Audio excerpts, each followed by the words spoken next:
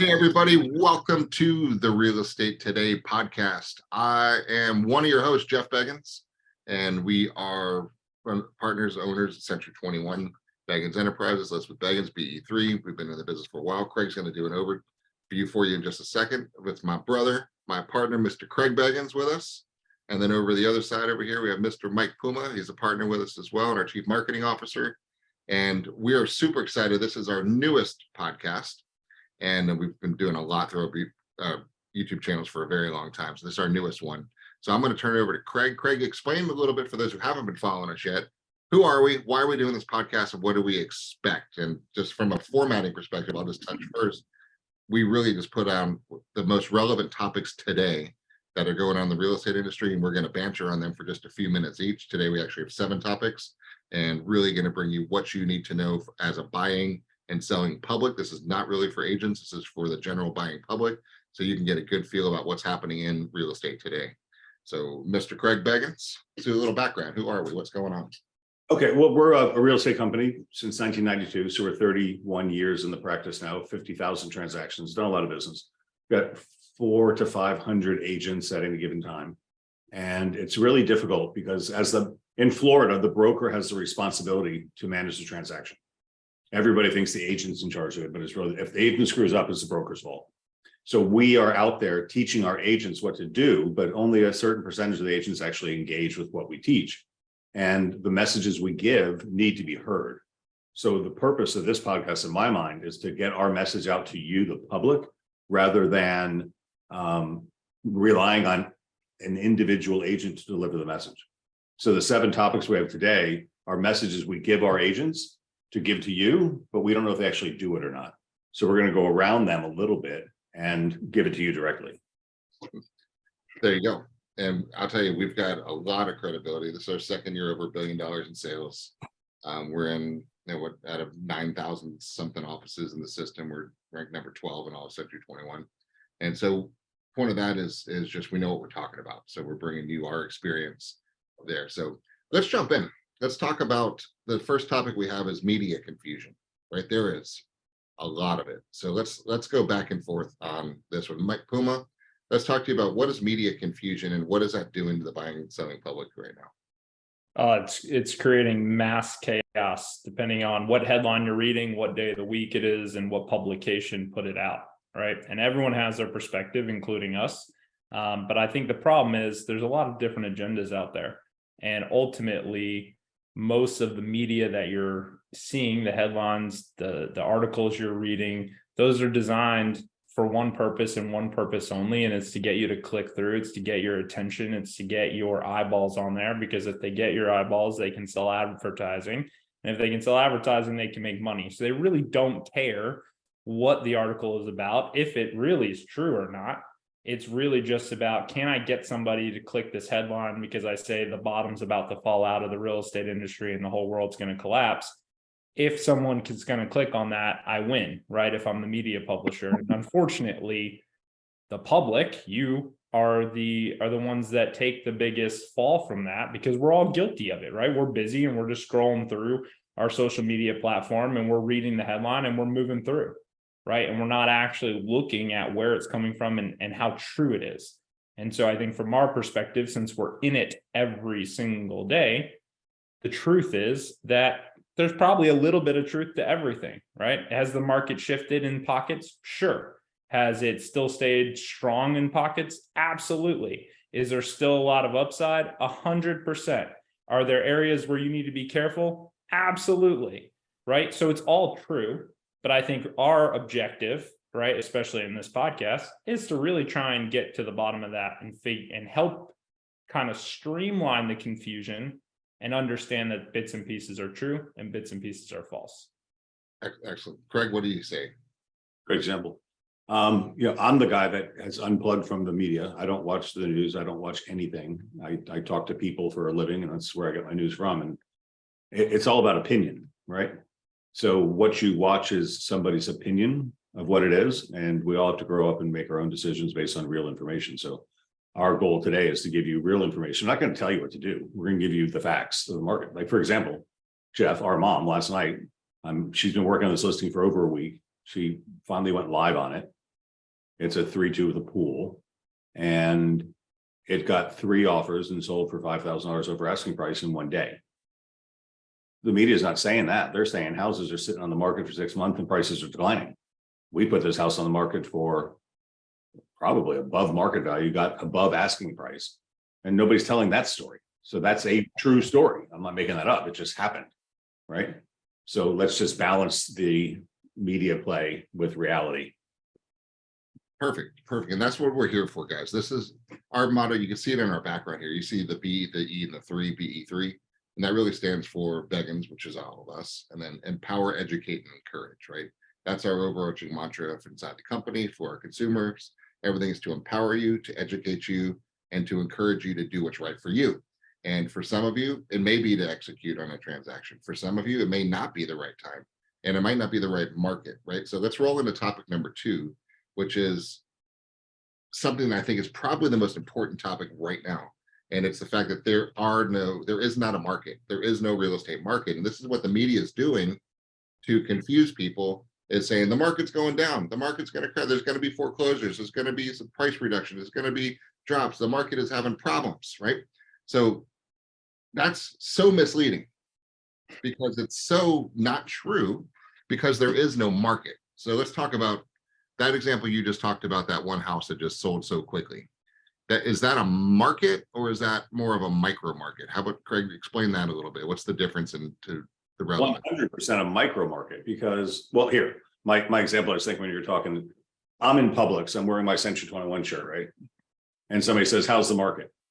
And my answer is, which market? You talking luxury, $4 million plus, or are you talking first-time home buyers, 200,000, right? Yep. Totally different worlds. There is no $200,000 market in Tampa anymore.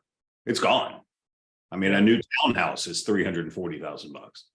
So if you're a $200,000 buyer, you can't buy in Tampa anymore. You got to go out to Lakeland or Brooksville to get close to Tampa, but you can't get there. So I think the answer is there is no market. It's all micro. So is it waterfront? Is it canal front? Is it bayfront? Is it riverfront? Is it interior new construction? Is it? They all have different things, and everybody's waiting right now because we still have a huge inventory shortage. In some micro markets we do, right? Now you're seeing some micro markets. Sure. So, and those are the type of statements you hear in the media all the time. There's an inventory overload, right? Markets are down, things are slowing.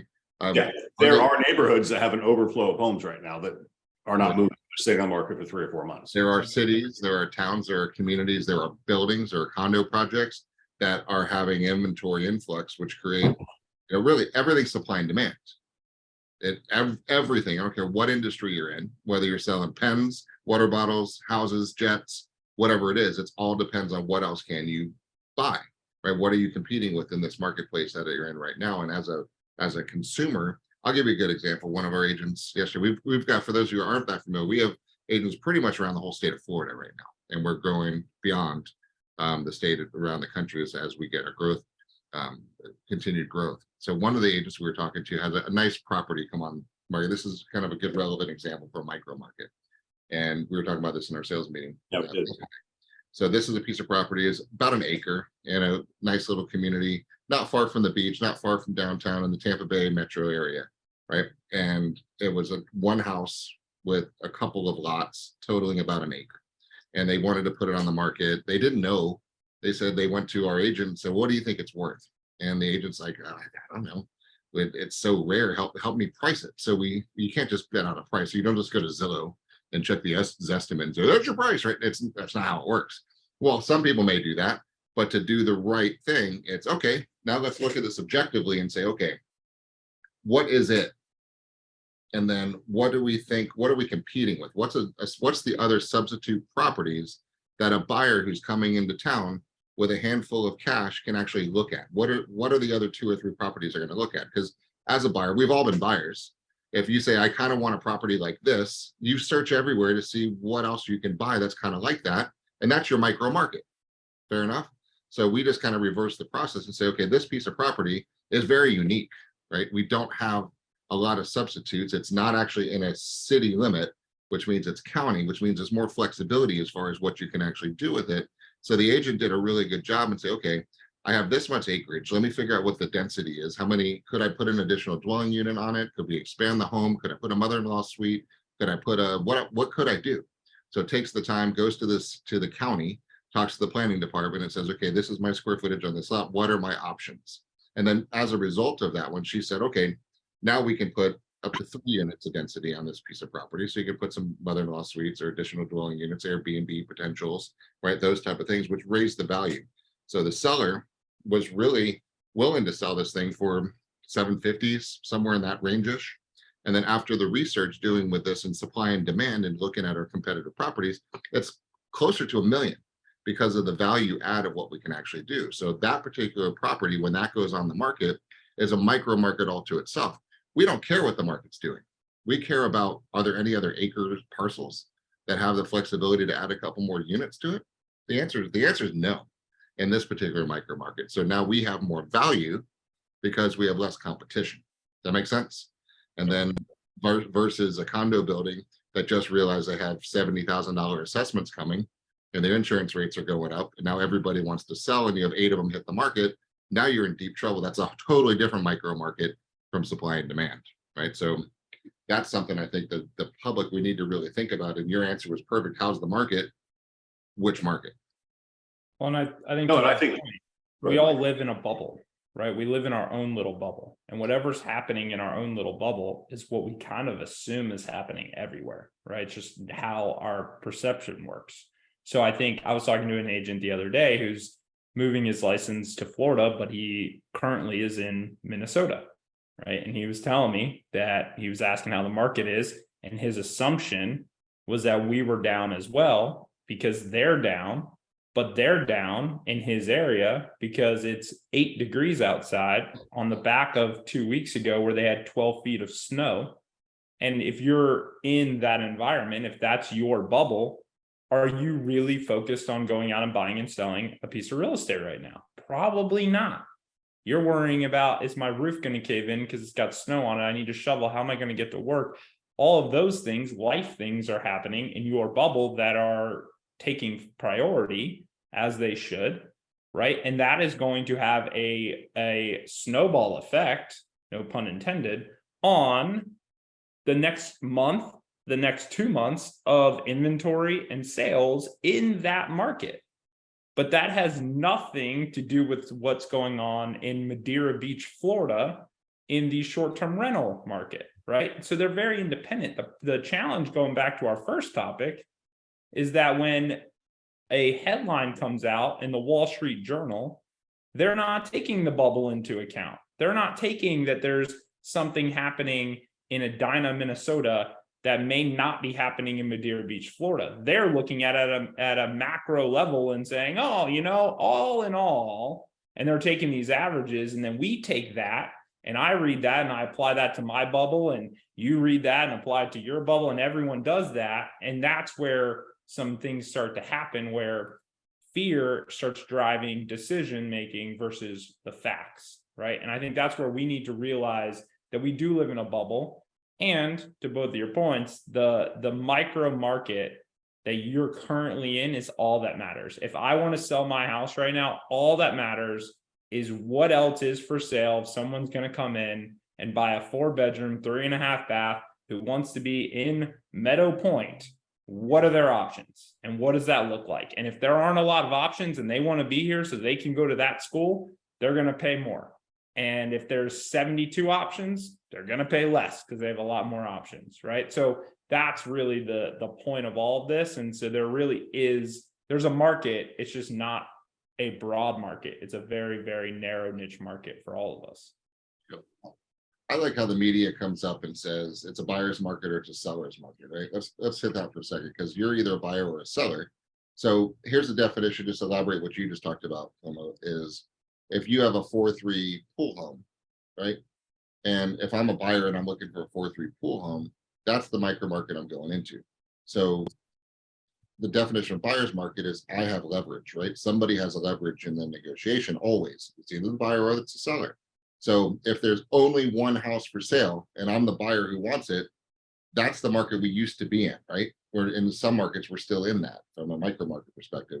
So if there's 2 houses on the market, the seller could be cockier because he's like, well, if you don't like my price and my terms, then go try to find the other one. There's really not many. And I know my house is nicer. You'll be back. Right. And there are some times in some micro markets where it's completely slanted to the seller's benefit. And we just went through that during the pandemic times, right? Where that micro market repeated itself over and over. Now you fast forward to another time when maybe there's a layoff in a certain area, and most people that live in that area work for that big factory or military base, and there's a big economic shift and a lot of homes come on the market. Now the buyer comes in and says, wait a second, there's 7 4.3s in the neighborhood here. So what I'm going to do is I'm going to shoot a low ass offer out to all 7 of them, because I bet you one of these 7 is hurting more than the other. Right. And that's what they do. And they throw it out there. And sure enough, one of them is going to be hurting than the others. And they're probably going to take that offer because the buyer has the leverage in that market. So you, as the buyer and seller public, you need to really get somebody who really understands that micro market and do the analysis as far as what is the property's worth. We can go in and figure out what is the equity in the homeowner. Are they behind on their payments? Are they not on behind their payments? What are the taxes? Are the taxes paid? What are the competition? What's going on? And that's a whole other topic we'll hit another time called agency.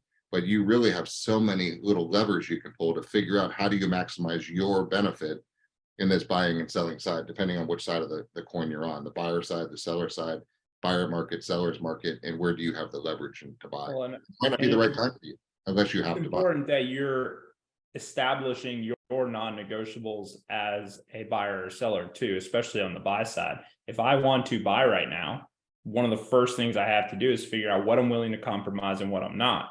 To your point, if I want a pool home and I want to be in this neighborhood, and that's the only neighborhood that I'm willing to buy in, and there's 2 homes for sale, well, guess what? I don't have the leverage. But if I'm saying, well, I'd like a pool home, but it doesn't have, if I can get it in that street and I can get a good deal, I'll do it. Otherwise, there might be a city 10 miles away that I can get a better deal in, right? So you and your agent, if they're not really digging down and you're not clear on what you're willing to bend on and what you're not willing to bend on, you're in for a struggle, because you cannot treat every street, every market, every neighborhood as if they're the same, because they are not.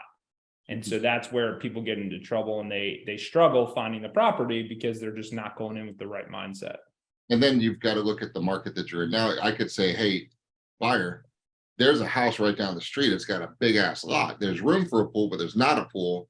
Let's go attack that one, because it can always get you a pool contractor. We can do an improvement loan to help you get the home with a pool. So don't let that be the hang up. If you really love the neighborhood, let's work at it. Or there's a crappy house down the street. I know it doesn't have the kitchens or the baths that you like, but we could do a renovation loan on it and make it better than you thought, right? So you've got to know that there's a micro market inside the micro market, that the 4.3 nice, pretty pool homes kind of are competing with the uglier 4.3s down the road that aren't updated, right? So a good agent can show you all these things. Now there's pros and the cons. I don't want to deal with remodels. I don't want to have the mess of the backyard. Valid points, right? So that's where you got to figure out what's important to you. Are you willing to get a different value in exchange for going through the aggravation, or would you rather have it completed? Those are 2 totally different markets, right? Also, I think it's important to note we've got programs that will help you. I mean, we've got investors that will qualify you to buy the new home without selling your current home, and they'll lend you the money to fix up the new home so you can stay in your old home while the new home is being built and everything's covered. It costs a little bit of money. It's like a 2%, but that's, for the convenience, it's there. And that's why it's really important to have a good agent. And that's what we do as a company, is we impart this wisdom, because they come to us, right, and they go, we want to get access to your sales force, and we give access to our sales force. We learn their programs and go, wow, for 2%, a $400,000 house, that's $8,000, and I can get 6 months worth of convenience and not have to move, and they'll make my mortgage payment for me, and I can renovate the house, and then it's ready and it's perfect when I want to move in. I mean, there's just so many options that people don't know about. Right. Yep. Now let's talk about something, because we're having challenges in some markets and micro markets, and let's talk about some pitfalls that we have that we're seeing. This is a nationwide problem, right? But let's talk locally. Every little micro market has its issues. We're having a nationwide insurance problem, right? Well, it's more statistically focused on Florida, but yes, it is nationwide. So, well, there's two things. We have flood insurance, which is the Federal Emergency Management, FEMA, the Federal Emergency Management Act. They are bankrupt and they are trying to get more revenues, and they have increased their restrictions. And what they've done is they're going to, for high risk flood areas, they're going to increase the actuarial rate, 15, 20 times what it is now. My personal home, I'm paying $1,100 a year in flood insurance. It's going to $10,000, but they're gonna, 100 cuts, they're gonna get me there at time. So 18% a year until I get to $10,000 a year for flood insurance.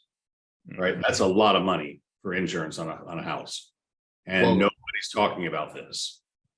And right? it's not just direct waterfront properties either. That's the issue. That's what's hitting a bunch of properties. Yeah, the guy across the street from me who's not on the water is in the flood hazard area too. And there's a retention pond on the neighboring house next door. That's a feeder pond from a creek that runs off, that when the river overflows, it flows into the creek, which hits the retention pond, which floods everybody. So those houses on little ponds are in flood risk area twos, and their rates are going up. So it's having a cascading effect around, which a few $100s a month is significant to people's qualifications and people who are on fixed income being able to afford the lifestyle that they're currently used to. So there's going to be a little shakeup going on insurance wise too. Well, just immediately change the values of all those properties instantly, right? Because your buyer pool, we talked about it, everything's supply and demand. The people that can afford to pay $10,000 a year on top of the mortgage, that means that buyer pool just shrunk. There are less people that are willing or able to pay that amount of money. And when a buyer pool shrinks, what happens? Values drop, right? And so that's just the nature of the beast. It's just how it is. So this is the reality. And as an agent, we need to know that. And as a buyer's agent, you certainly need to know that, because there are a lot of people like Craig right now that might say, you know what? Before it goes up too high, gets to 10 grand, I'm going to go ahead and try and sell. So if an unsuspecting buyer comes in, not really sure, gets a quote, doesn't realize that their quote's going to eventually be 10 grand in a couple of years, all of a sudden you get your buyer into a really bad situation pretty quickly. So you got to be smart, and you have to have a good agent representing you through that process. Well, this just happened. An ex-employee of ours, who's a friend, called me the other day and I said, "What's up, dude?" He goes, "It was great until I got this email." I said, "What email did you get?" He had a third-party insurance company, not FEMA, and they're pulling out of Florida. So they're canceling his policy. So he has to go to FEMA to get a new policy, and FEMA is going to rape him because FEMA policies are assumable. So if my policy is 1,100 and a buyer buys my house, they can assume my policy at 1,100, and it's going to go up $1,800, 18% a year. But since he doesn't have a FEMA policy, he's got to go get a FEMA policy, which will be at actuarial rates, which is going to be 6,000 or 7,000 versus the 800 he was paying. Right. Unless a third party insurer steps in and well, no, the third party insurer won't insure his house because he's off water and built 1958 at base flood elevation 8, or he should be at 12. or right near a runoff canal, which just puts him in a Exactly. Yeah, so it's just he's effed. Right. It's not just him. So now we talked, Puma, you talked about value for a second. Let's spell it out for a second, because people are qualified for their mortgage based on their debt to income ratio, right? And that is a true When ratio. your insurance goes up $600 a month, it affects your qualification ratio. And what that does is it takes the buyer pool that used to be this big and it shrinks it down to this big. And then if it goes up a little bit more, it shrinks it down this big, because there's only so many people that can afford it. And when it's cheaper, that many people can afford it. When it's cheaper, that many more people can afford it. That's where the kind of mortgage rates we were in, right? When you had rates at 2.75%, people were locking in. The buyer pool is huge because a lot of people can afford that payment. But it goes up to 3.5%, that many people can. 4.5%, that many people. 5.5%, that many people. 6%, that many people. 7%, that many people. And then your supply and demand curve shifts on you. And that's the problem where you get into values from a micro market perspective. So that's what, for you as a buying public, really need to understand these intricacies, because we don't want you to be on the uneducated side of this coin where you buy a house and then all of a sudden you've got some pitfalls down the road that you didn't know about that could put you in a financial strain on that one there. Well, But I think- let's hit some other pitfalls that are really important too. So insurance, flood insurance is an issue. Property insurance is an issue, right? If your roof is 15, 16 years old, you probably won't find an insurance company who's going to insure that roof without a new roof. So all of a sudden you got a 10, 15, 20, 30. My roof was $58,000, right? I had to put a new roof on. So all of a sudden you can't get reasonable insurance if you got a new roof, if your water heater's bad, if your electric panel's bad, all those things are coming in. And these are just additional expenses that add to the cost of a home, which is why we strongly encourage our sellers to get inspections on their homes before we put them on the market, so we can advise a buyer of what they have to deal with, right? Because it's a serious deal. And then we've got property taxes. Property taxes is a whole nother issue. You know, we've had probably 50 to 70% property appreciation in Florida in the last couple of years, right? So I lived in my house for 22 years. My taxes are $8,000 a year. If somebody was shopping and looking at my taxes and they got qualified for my house, they would use my tax rate as the basis for their qualification. But what's going to happen when they close and then next year they get reassessed? Well, my taxes, I looked on the website, it's going to $22,000 a year. So 8,000, 22,000, you know, that's $14,000 a year extra. That's an extra $1,000 a month. And if they're only escrowing for the $8,000 taxes that I'm paying, because we live in Florida and we have homestead exemption and all those rights, now they got another $1,000. So they lived in the house for a year. They were negative $1,000 a month. They're going to get assessed an extra $12,000 this year to bring up the deficit in their escrow account. And then next year they're going to pay an extra $1,000 a month into their escrow. So they got to come up with a cash down payment of $12,000 to bring their escrow account current. And then next year their payment goes up $1,000. Most people can't do that, right? It's a big deal. So property tax and the contracts that we use are Florida contracts, and they give you specific rights within the contract. You have 20 days to verify what your flood insurance is going to be, and you can cancel if you're not happy with it. Right. And a lot of our agents don't, but a lot of agents don't bring that stuff up, and they don't coach you and counsel you on what you need to know. Property taxes, I would tell my loan officer, look, don't use Craig's taxes, because that's fantasy land. He's lived there for so long, he's capped his income. It's not reality for the new buyer. You better plug in the real tax rate, or what we think it's going to be, which is easy to go to the property appraiser's website and look it up. But if not, you can really hurt your consumer. And that's where, you know, everybody's talking about foreclosures. There ain't no foreclosures happening, just so you know, right? There'll be foreclosure notices served because people can't pay their taxes and their insurance and their payment. And once you go 3 months behind, then you get a foreclosure notice. But you've got so much equity in your house, we can sell it, you can pay off the bank, but you've got no place to live, right? So we're not going to see foreclosures, we're going to see foreclosure notices. And that's what's going to cause it. It's going to be taxes and insurance that drive it, because there's so much equity in all Well, these. let's clarify something though, because I can hear it coming through to us. You just gave about 15 to 20 overwhelming reasons to not purchase anything right now, right? So we're performing what the media does so well, and we're creating fear. Now, what we're trying to do is not create fear. What we're actually trying to do is Educate.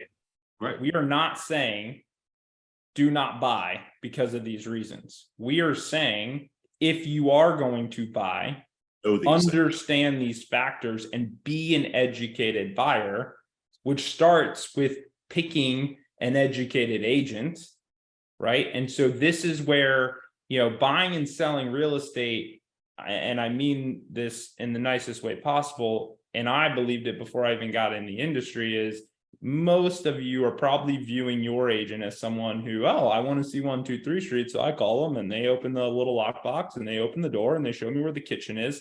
I'm pretty sure you can figure out where the kitchen is all on your own, right? That is not the value of your agent. And if that is the value of your agent, at least how you see it, you need a new agent. So the reality is that is not the agent's role. The agent's role is to be versed in everything we just talked about, know that local market like the back of their hand, and be able to advise you and say, hey, Jeff, this is still a great time to buy. There are a lot of great properties, and I want you to get into one so we can take advantage of the appreciation, the equity growth, the depreciation that we can have on your tax. Like there's a lot of financial benefits to you buying this home. With that being said, there are some really big things that we need to really do our due diligence on and make sure we're putting you in the best position possible when we make this purchase. That's all we're saying. So everything we're talking about is do not go buy because of these reasons. It is be aware of these things and make sure you're taking them into account as you go through the process, right? And so I just want to be really clear on that, because that's where I think a lot of people just get scared and they start justifying to themselves why they're paying $2,000 a month in rent. And they're really, it's still not justified to being able to do that unless you absolutely have to. And let's be realistic. You're not going to buy a property unless you have to buy a property, right? Most of the time. I'm talking investing right now. I'm talking about end user buying a home, right? Real people real estate. Regular person real estate is what we always call it. You're getting married, you're getting divorced, you're having kids. Kids are growing up, they're upsizing, you're downsizing, you want a different location. You got laid off, you got rich, you got poor, somebody inherited a house. That's just the functions of the real estate cycle, right? So when life happens to you and you create that causes a real estate move, that's when you do a real estate move. That's the majority of the real estate market. Investor is a whole different section. You invest when it's a good value and you get a decent return on your investment. Totally different criteria, right? So mostly we're talking now about people are going to be buying a home, right? To be moving into that home. And the facts of the market rolling into the next topic here, there's going to be what, 1.5 million fewer home sales this year than there were last year. And now that's an interesting headline that the media will talk about. Market's crashing, 1.5 million fewer home sales, right? That's the headline, right? Because you're all like, oh shit, this market's not going well. I mean, we shouldn't be buying anything. Click, and you don't even really read it, but that headline gets stuck in your head. You're like, why would we buy now? There's so many fewer home sales and the market's not doing well. Rates are up, mortgage rates, the Fed's screwing things up, everything. So you get into this analysis paralysis time period. So why are there fewer home sales this year than there were last year? Let me use my analytical brain for a second. So 1.5 million fewer home sales. Yeah. That's a big number. Huge. But there's 50 states. Yeah. So if you divide 1.5 million home sales by 50 states, it's 30,000 home sales per state.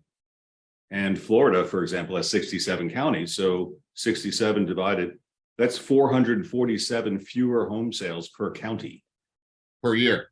Per year. Divided by 12. How many per month? it's 5 sales a month, less. But the headline was way better. Right.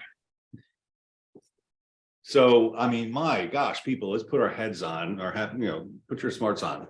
So 1.5 million, it sucks. It's much less. We did 6 million home sales, we did 4.5 million home sales this year. But when you break it down by state and by county, it's not much. But why are there fewer home sales? Let's talk about that.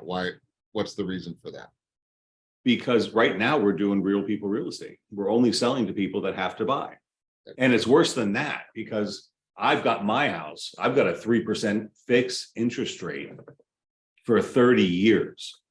Why would I put this house on the market now and sell to move across town and get a 7% mortgage on my new house? So people are only moving if they have to move. So instead of the frenzy of, I've got a little equity, let me put a down payment on a house and buy a mortgage and get a rental at 3.5% fixed for 30 years. Right. I'm going to not do that. Well, let me play devil's advocate though, and I'll give you a reason why that should still be considered. Yeah. Because no, I would agree. Let's say I live inland, and Jeff's been encouraging me to buy along the beach. And let's say I finally see a house that I really like that's on the beach, right? For every reason that we just ranted about, things that we should be worried about, is exactly why I should consider buying that property on the beach right now. Because last year, that same house would have probably cost me significantly more, because I would have been competing against 37 other offers, all of which were cash. I would have had to go above ask. I wouldn't have got zero contingencies. I probably would have had to give them my next unborn child in the process, right, to get to that same house. But now there's flood insurance challenges, there's unknowns, there's concerns in the marketplace. It's possible, I'm not saying in every market, it's possible though that I could go to that same exact property, leverage those things. Sure, the rate's a little bit higher, but guess what? In 2 years, who knows? Though I guarantee you at some point that rate's going to drop. It happens, right? Rates go up, rates go down. We see this time and time again. When it goes down, I can refi out. But is it to my advantage if I can go now and buy that same house when it's not in high demand, because people are concerned about flood insurance and they're concerned about all these other things? What if I factor those in and realize, wait a minute, it's still in my advantage because now I'm not paying $37,000 over ask. Now I can have a proper inspection done. I can have a finance contingency. I can factor in these other things. I can actually take my time and make an educated buying decision right now and get that home over the course of that loan cheaper with the higher rate than I would have 12 months ago. So maybe now is the time to make that move because I have more leverage as the buyer, because there's more concerns. It's all about leverage. And if I have more leverage right now, maybe now is the time that I make that move. So to just not look because you don't want to look is silly, right? If your house is missing something, if you're missing a feature, if you're missing a location, if you're missing something that you really want, I would argue there's not a better time, because right now you're not going to have the level of competition. And in most markets, you're going to have more leverage than you've had in the last 24 months. The other point, let's take as another example, another devil's advocate play. You've got a lot of equity in your home right now, Craig, and you've got a really cheap interest rate. It's almost dumb not to leverage those two things. So he could pull several hundred thousands of dollars in your case out of that piece of property to go buy another piece of property and keep that as a rental property, put somebody else in it that will way more than cover what your payments are on that property. So you took out the free money on equity, plus you got your current one with your low rate, which gives you phenomenal cash flow. So now you took money you really did nothing for except sleep in a home, right? To put down on another and maybe investment piece of property. Plus you got a couple grand extra coming to you from your rent. Now you're ultimately getting another house almost free, right? But that's the other thought process on this one. So it all comes down to Craig's lifestyle. Is there anything else he would rather have in his home? He actually loves his home. He's got it tricked out. It's phenomenal. But maybe you got quadruplet grandkids in a few months from now. You want to live closer to them. Something like that happens. Then now life will trigger a thought, and then all these thoughts go into his head. Go, well, shit, I don't have to sell it. I can keep it as a rental and go buy something that makes a lot of sense, right? So, but it's our job to empower, educate, and encourage to get you their thought processes going, to realize that you need to talk to an expert to say, what are my options? And does this make sense, right? And that's really the key about this one, is empower, educate, and encourage the things that we're talking about in this market right now. So one of the next topics here, I love this one. Is there a bubble? Bubble's coming. Worst economic crash in the entire planet. That's feed number one in your news feed. Next one is biggest boom ever. You better keep buying. And they're like literally an inch apart on the news in the newspaper. So is there a bubble? What do we do about that? What are your thoughts, Mike? The fact is, we don't know. No one knows, right? What I do know is that history tends to be the best indicator of the future. And if you look at what historically has caused bubbles in the past, we don't have those same factors heading into what we're seeing now, right? We don't have a bunch of people without equity sitting in their homes. We don't have a bunch of people sitting in homes with payments that they flat out can't afford, not even close to, because they bought an adjustable rate that went from 3% to 12%. We don't have those types of factors. The lending, in fact, over the last 24 months has probably been stricter than it ever has been in the entire history of our planet. So because of those reasons, the people that are in these homes at least were very qualified when they purchased them. Which means now does that mean that if they get fired and there's mass layoffs, that you're not going to have some people that need to downsize or figure something out? Sure, that's going to happen. But Craig mentioned it earlier. You're not going to have those foreclosures and that bubble, because those people still have plenty of equity and will be able to get out from underneath of that higher payment and go and find something else at a lower payment and be fine. So are there going to be foreclosures? Yes, there's always foreclosures. There's always going to be some, but there's not going to be enough to cause a bubble per se. And so I think that's where the biggest thing is. Now, I also laugh because one of the recent reports I saw was a major bank was talking about the downfall of the market and how real estate's going to collapse. That same bank just put together a $12 billion fund that is doing nothing but buying up single family real estate. So literally, on one hand, they're publicly saying there's a bubble coming, everything's going to collapse, don't buy real estate, it's going to collapse. And then on the flip side, they're turning around and investing billions of dollars in real estate. Interesting. So I think there's a lot of that going on. And I think if we're smart, if you're a smart consumer and you're looking through it and taking a peek behind the curtain, you're going to see that there's a lot of other factors at play, but a bubble, a true bubble, at least what we've seen historically, is not going to happen. Let me give you a real life example real fast. So an ex-employee of ours, she was a receptionist. She worked for me, I don't know, 15 years ago, maybe. Her fiance bought a house for his ex-wife, and it was a new home in 2018. She was supposed to make the mortgage payments, but she didn't. So she lived there for 18 months and never made a payment. He found out, because he signed on the note, that she didn't make payments, and they filed for foreclosure. So I hooked him up with our attorney, Jeff Tom, and he stalled the foreclosure sale. We got them together. They got the wife out of the house, ex-wife out of the house, and they cleaned the house and they put it in the market. And we sold the house like in a week. And they actually made enough money to walk away with 20 or 30,000 bucks, which is more than they put down.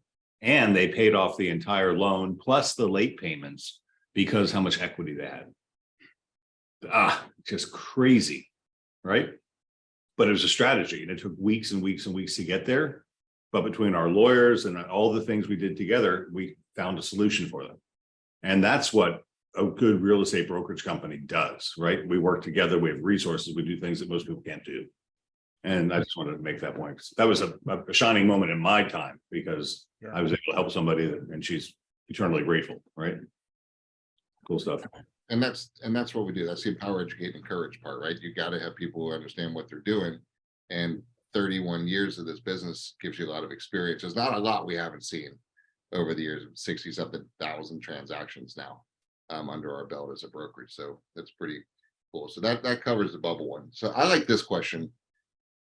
Should we wait? Is this the time to sell and buy? That's the question a lot of people have, and that's where their confusion comes from.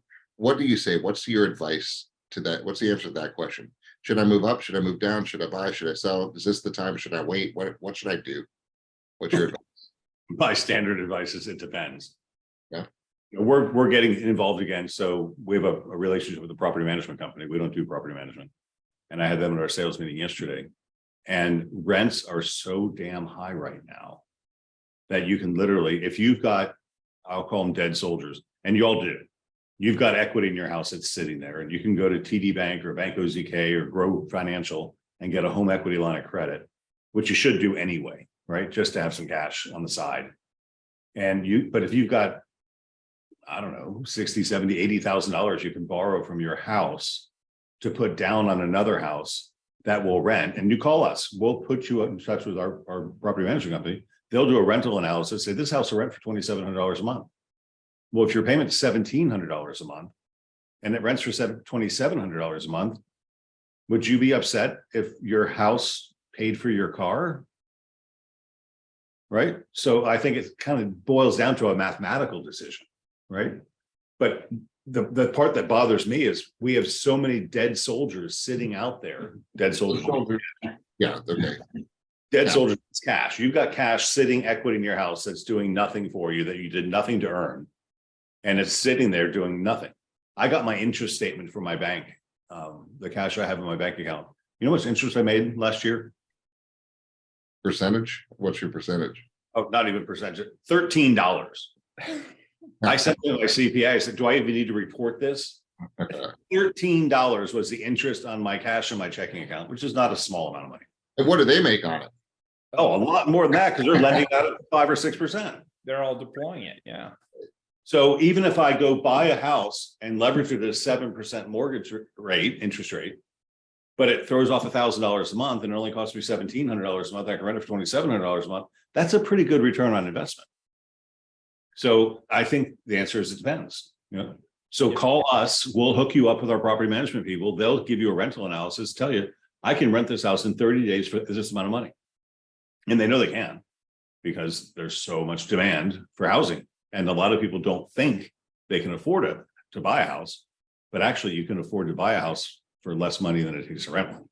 And you, yeah. I think it depends as well. I think it depends on what's the alternative, right? What are you going to do alternatively? So, Craig's talking about it specifically from an investment perspective. But let's say I was considering being a first-time home buyer. Should I buy? Depends. What's the alternative? What are you paying in rent? What if you don't buy? What if you don't find the perfect home? What if the rate's too high? Can we find something with the rate being higher? Because here's the thing, and I know it's one of the topics we're probably going to hit next. Maybe we just rolled into this one. Do the rates matter? Yes, they matter. They affect your payment, right? So yes, they matter. Do they matter long-term? No, right? We have a saying that's marry the house, date the mortgage. Because the reality is you're going to be in a position at some point to potentially refi out of that rate into a better one. So it's a relatively short-term thing. However, in the short term, can you afford it? And if you can't, what are you doing instead? Are you renting? What does that look like? How much is that? Right? And now we can start to get to an educated decision on, does it make sense for you to buy right now? Now, there are advantages to buying right now. Less competition, generally more concessions. You can take your time. You can make a better decision. There's a lot of factors and reasons to be looking to buy. However, there are reasons maybe you can't buy the house you want in the neighborhood you want because the rate's still a little too high, right? But maybe because there's less competition, maybe I could go to that seller and say, hey, will you buy the rate down so that I can afford that payment? That's something you could potentially do now in a lot of markets. You couldn't do that 12 months ago.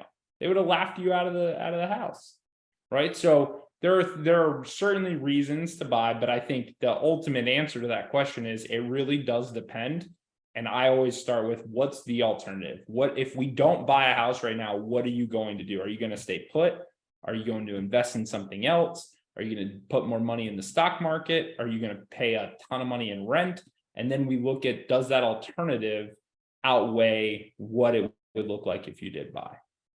Well, let me add an example to that. So I had a meeting with a bunch of mortgage brokers the other day at Circles, a waterfront restaurant here in town, and went to the bar to get a drink. And I talked to the bartender, and she saw my Century 21 sign, right? This one, whatever side my shirt's on. And I said, so do you own or you do rent? She goes, we're renting. And I said, how much are you paying? She said, $1,700 for a 700 square foot flat apartment. And so the problem is the landlord's raising the rent to $2,400 a month. Right? She's living there with her boyfriend. $1,700 a month is a lot for a 700 square foot flat. Number one. $2,400 is a really lot. And then we're building some new townhouses right over here. and they're going to be $340,000, right? But with an FHA loan, you know, $15,000 down, and you get a mortgage for $315,000, even at today's rates at 7%, it's cheaper for them to buy. And they'll have a 1,700 square foot, 3-bedroom, 2-bath townhouse that they own versus a rental for $2,400 a month. Unreal. So all the mortgage brokers put out their cards and said that's qualified. But the problem for them is they're independent contractor bartenders. So are they reporting all their income? You know, people think they're saving on taxes by not reporting their income, but then they can't qualify for a loan. So there's all these little things that happen that have to come together at one time, right? But in that case, hell yeah, it makes sense to buy. Then you get the mortgage interest tax deduction, you get the insurance thing, you get depreciation on the asset, and your income taxes come down, which is a huge part of our income, right? I mean, 30–40% of your income is going to taxes. If you can write off $20,000 or $30,000 of your income because of your mortgage depreciation or an expense, it makes perfect sense. But these are all the little things that are complex, right? I was listening to Jared James yesterday. He says, stop saying the market's crazy. It's complex, it's complicated, and it's competitive, right? And that's what it is. And that's why you need a good agent. And that's why we do what we do with our agents. So they're good agents to talk to you about these things. Because I just love that story. I mean, those people, if they can qualify, which I don't know if they were there, I didn't find the answer, but. Well, I think that goes down to, here's my answer to should you. The answer is you should absolutely 100% know what you're capable of doing, right? So here's what you should do. Number one, talk to the agent that you trust, right? That's number one. And say, who do you trust from a loan officer perspective? Because you really want to work with a team. So you want to get with a loan officer or a broker. I think brokers versus lenders, because they have a little more options depending on your circumstances, and say, okay, qualify me. Put me through your underwriting process. What would I qualify for? What could I go buy right? And then I currently have this home. How much equity do I have in it, agent? Right? So now I have the answer to two questions. How many dead soldiers, to use Craig's term? How many piles of cash, how much money do I have that I could deploy that capital and send them out to battle to go bring me more of them, right? So I know how much cash I have to put down. And then two, I know what I qualify for, that a lending institution would agree to loan me money for based on my credit, based on my income, based on my tax returns, and then based with my equity, right? Even before I even think about where I want to live, I want to know the answer to those two questions. And I need to have that top of mind. And then now I've got a little extra confidence, don't I? Because now I can set up my searches with my agent, puts me on a good one, and say, okay, I qualify for a home in this range. So keep me active. Let me see. I know I could pull the trigger if something interesting happens, because, hey, honey, what do you think? I sure would love a better kitchen. Would be nice to have a pool, wouldn't it? Well, why don't we just keep our eyes open? Right? That's how everything starts, right? But now I know what I could execute on. And then what I could execute on in today's higher interest rates, 5.5, where you got some 6, 6.5, 7s, depending on your credit, depending what you're buying. That's the kind of rate that you're in. But it doesn't matter. What's the payment? What could I afford? And what can I buy at that payment? Because if I could find something now that I qualify for that I like, it's only getting better from here. Because when the Fed stops doing what they're doing and they stop the raising of the Fed funds rate, and they stop that and they actually reverse course, which they will, it's a cycle. And when they reverse course and mortgage rate starts dropping, then now I can refi, and now my rates that I'm happy with now get even better. So the investment was even better. And to Mike's point earlier, I can really get a better deal right now. I might be able to get the seller to give me some closing costs. I get some time to inspect the property. I can do the things that I want to make sure I want to go forward with it. So the answer is know what you're capable of doing, and then keep your eye out, because all of us want something different in our homes. There's always something we would do we wish we had, right? That's kind of what the life is all about, right? What puts a big ass smile on your self? We've spent a lot of time in our homes. So if it's not perfect, then go find one that's perfect, but do it in a smart way, strategically, with all of the right steps in order, right? So that's my advice on should you or not. So those are the topics that we had a lot of topics we had on our episode on this one. And I think it's fun. I want to wrap that you just said, because we teach our agents, don't take a buyer out who's not qualified. But that's not the answer. The answer is a buyer should not be looking until they know what they're qualified for. Right? So get with your agent, we'll connect you with the loan officer. And in many cases, our agents can be your loan officer and we can get you connected. So that's it. Don't go shopping until you know what you can afford and have your credit pulled and do all that stuff, because it's really, really disheartening. It's disheartening for me as a broker. We'll do 300 or 400 sales a month and then 100 will cancel. Well, that never should have happened, because they cancel because they got declined because the insurance was too high or the home inspection failed or all those stupid things that drive me crazy, which is why we put steps in place to eliminate those downfalls along the way. So, well, and on that same note, not only if you're, to Jeff's point, you should absolutely know what you can afford. right. If you're a current homeowner, you should absolutely know what your current home is worth as well. It is Not from Zillow. it is the largest financial asset that you own.